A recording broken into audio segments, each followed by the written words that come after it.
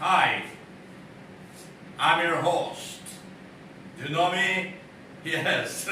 So, okay, alright, today we are going to learn once again some rules of the English grammar, especially some peculiar rules, okay? The simple, normal rules which we are taught at our school level are known to everybody. So, what are you talking about those? It's better for us to learn about the peculiar features of the English grammar.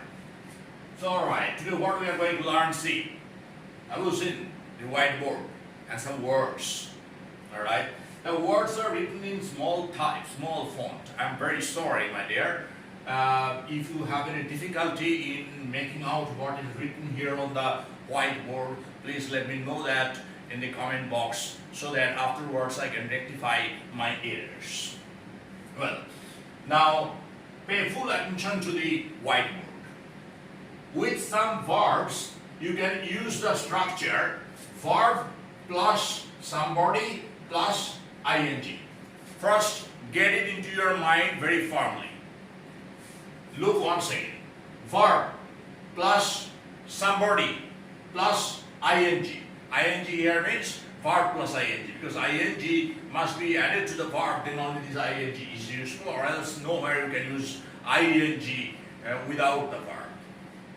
So, let us take a verb first. As we are learning this, learning how to construct a sentence following this formula, we have to take a verb. And there are some verbs only which follow this structure. It is not that all the verbs that are there in the English language follow this pattern. Not like that. I don't mean that. I mean to say there are some words which I will highlight. Of course, here highlighted already you see. Some of the words are highlighted. I have forgotten perhaps to highlight some other words. Alright, I will just bring them to your notice as well during the course of our learning session. I can't imagine. So the verb is imagine. You know the meaning of the word imagine? Imagine is a verb which is the verb form of the noun imagination. If you are familiar with the word imagination, there is no problem at all. You can understand very well the verb form as well. So imagine is the verb form of the word imagination, the noun imagination. So I can't imagine. What I can't imagine? I can't imagine. So this is the verb. Imagine is the verb. So here we have already got the verb.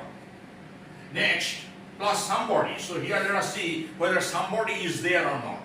I can't imagine John. Yes. John is the somebody here. John is the somebody here in this sentence. So I can't imagine John, then verb plus ing. So you see, the verb ride is there, ride, R-I-D-E. ing added to the verb. So I can't imagine John riding a motorbike. I can't imagine John riding a motorbike. So imagine is the verb plus somebody, here somebody, John plays the role of that somebody, plus verb plus ing, riding. What I can't imagine? I can't imagine you speaking English so fluently. Yeah, really. May not be today, but a couple of months later, I must be able to see you speaking English very fluently. So today, I can't imagine you speaking English so fluently.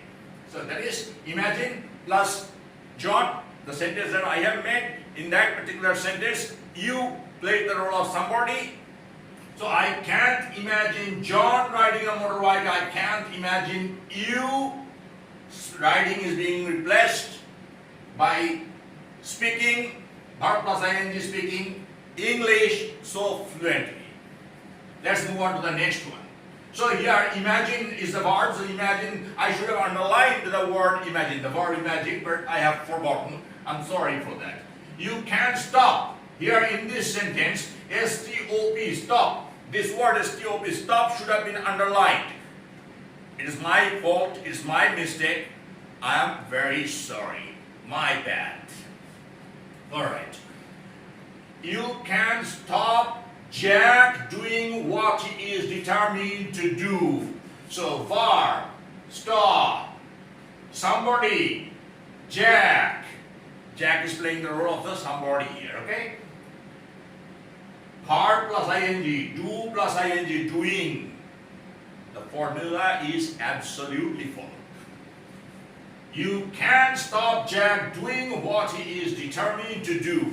He is a very pig-headed guy, he is a very obstinate, stubborn guy, so he has determined to do something, and you can't stop him doing that. You can't stop him doing that.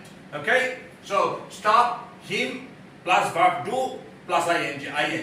So okay, I can't stop Jack doing that. You can't stop Jack doing that. None can stop Jack doing what he is determined to do.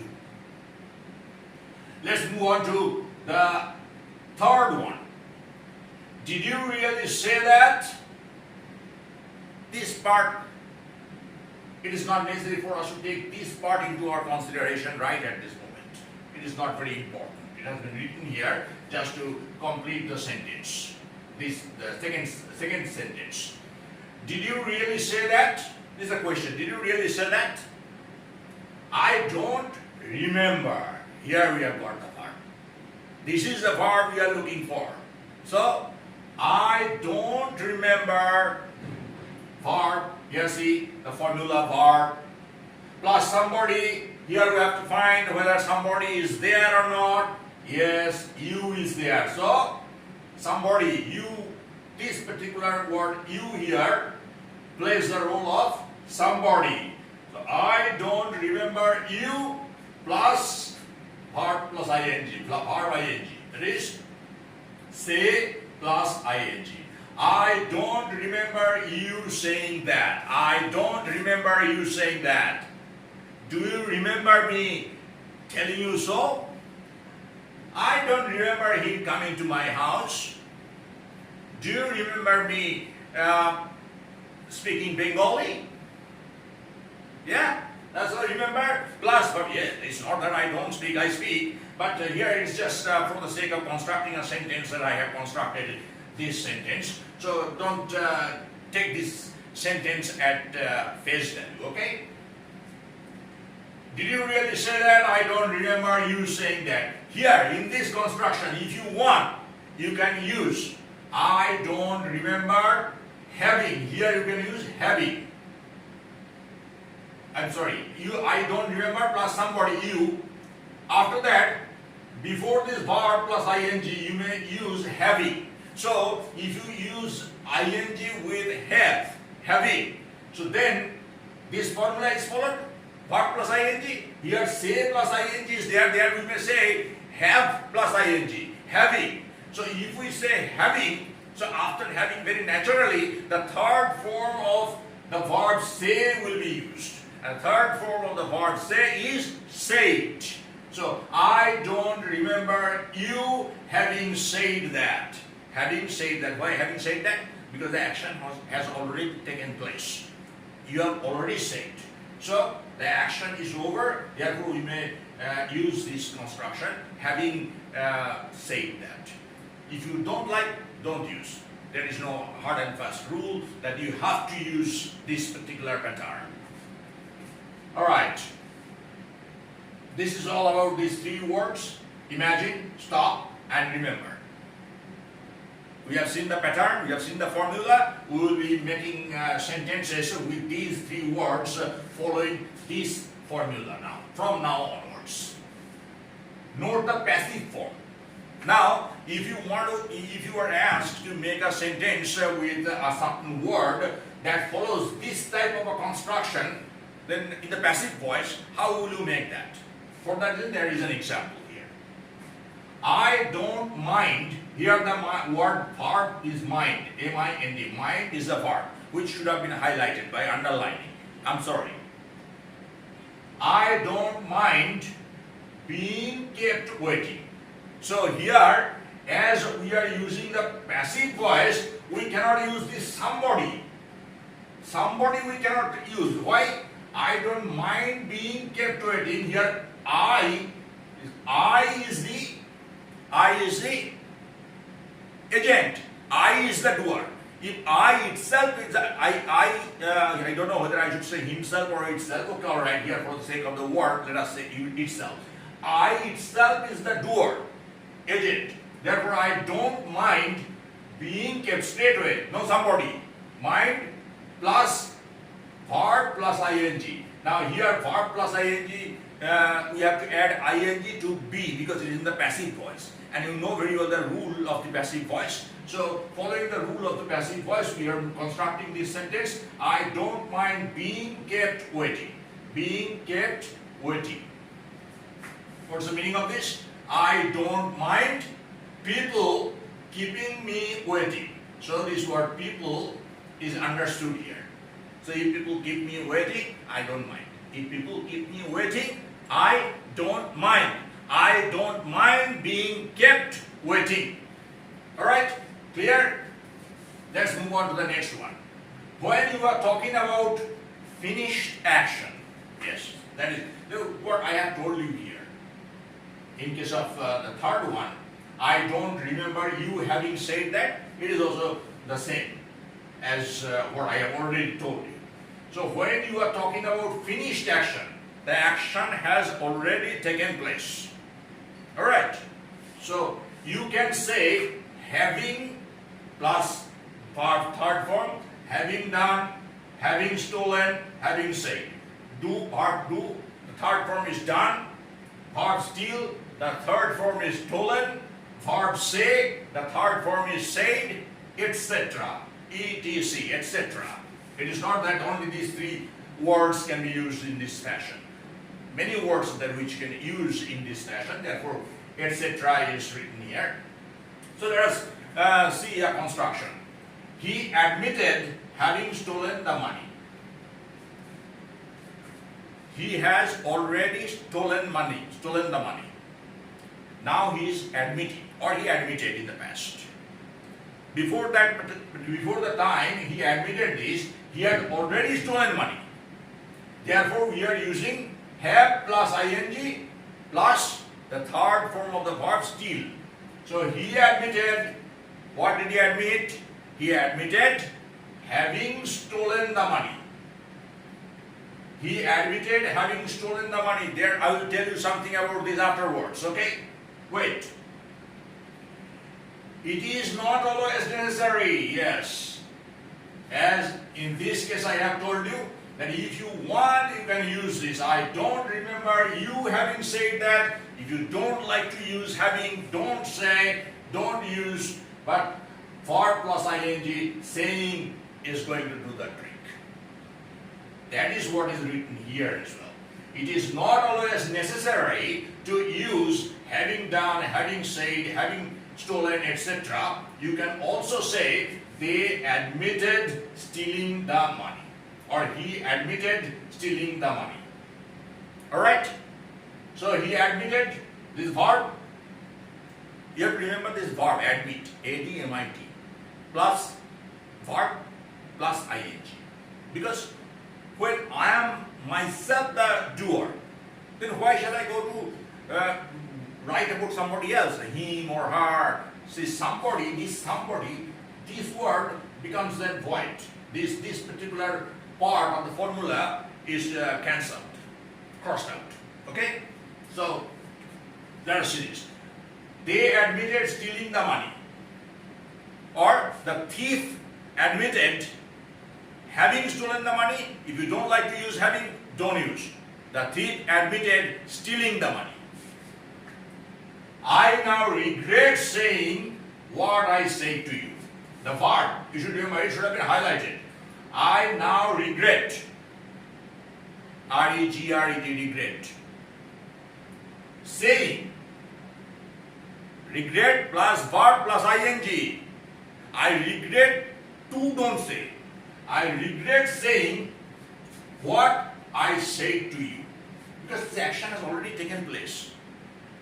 Already I have said. Now it is fate accomplished. It cannot be undone. So, I now regret. Now what I can do, I can regret only. Saying what I say to you, or having said. I now regret having said what I said to you. Next, after dare, you can use the infinitive with or without to. After dare, when you use a verb, if you like, you can use the infinitive to. If you don't like, you may not use. So much freedom is given to us by Oxford. If we want, we can use to. If we don't like, we may not use to. There is no problem. Nobody will say that you are wrong because you are not used to, because Oxford gives you the go ahead. So here we see, I would not dare. This is the word, dare. After to, tell him. Dare plus to plus tell. Now if I don't use the word to, infinitive, if I don't use that, then also I am right. Here you see, or I would not dare tell him. Dare to tell him or dare tell him. I don't dare to go there. I don't dare go there. Do you dare go to a forest at night? Or do you dare to go to a forest at night? Okay, so if you want, you can use to. If you don't want, you may not use to after dare. But the plain verb, simple form of the verb may be used. But, here is a but. When you use dare in the negative in the sense, dare is used as an auxiliary verb as well. So in that case, when dare is being used as an auxiliary verb in the in the negative, then never you can use to. For example, let me just make the matter a little clearer to you. But after dare not, if you say dare not, I don't dare and I dare not.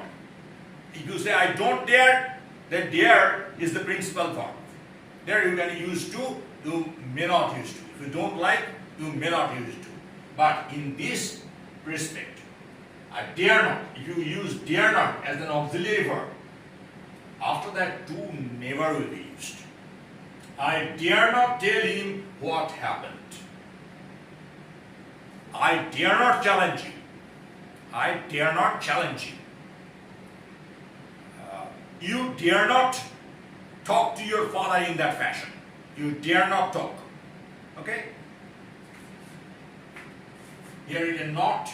I dare not to tell him. Then it is wrong. If you say, I dare not to tell him, I dare not to go there, I dare not to do this, I dare not to shout, I dare not to swim in the river full of waves, in the river full of current, then you will be wrong. So you have to say, I dare not swim. I dare not swim in the river full of current. Okay, so if you use dare not, never use to. Because dare not is an auxiliary verb here. It is auxiliary verb, this is a helping verb, okay? So I dare not tell him, tell is the principal verb and dare not is the auxiliary verb. There are many auxiliary verbs, should, could, can, may. They are all auxiliary verbs. So here, dare not serves that purpose. Alright? That's all about this particular lesson. I think in our next video session, we shall be learning a few more rules. But before that, I want to see that you are making a few sentences following these rules, which I generally give you in different video sessions. And why do you know? Otherwise, I don't feel very much encouraged. Why should I do this? See, education, teaching is not one-way traffic. I shall be teaching only, and there will be no response from your end. It's a two-way. It's two-way. As it's two-way traffic, so when I'm giving you something, I'm trying to teach you something, I expect something in return from you, and that is your response, your comment, your feedback, so that I can go faster. Alright? Thank you very much. See you again in the next video session. So long.